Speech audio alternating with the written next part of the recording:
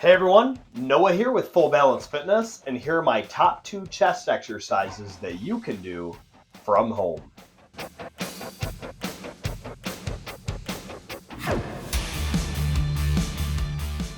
The second exercise might surprise you, but the first won't. It's push-ups.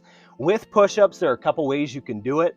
The most important thing I would say is to keep your hands in close and not go too wide. Don't overextend yourself with your form. In school, I learned proximal before distal, meaning keep things closer to your body before going further out from your body. With a push-up, of course, get roughly shoulder width apart stance with your hands. Go down and power up. Make sure as you do this, you're not swinging either way, but you keep your body really neutral. The final one will be a fly. Ideally, you'd have equipment. If you don't, you could even use something like soup cans to do this. You can do this on the floor or on a bench for more depth. Lay back, put these weights together at the top. Keep your arms loose, your elbows loose. Come down all the way, almost to the floor with the weights, all the way to the floor with the elbows, and then come right back up. That's how you do it.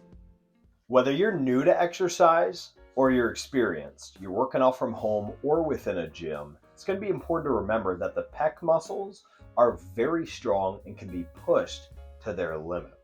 Make sure we're hitting these muscles from different angles.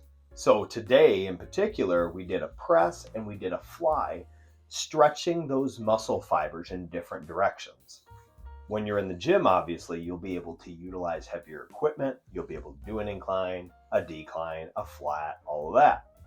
Let these movements build up with time. Get really confident with your body weight, with lightweight, with dumbbells and a bar. Build that up with time, improve your performance with time, and you'll let these large muscle groups grow, adapt, and develop. They should help your other movements as well. I appreciate your time today. God bless.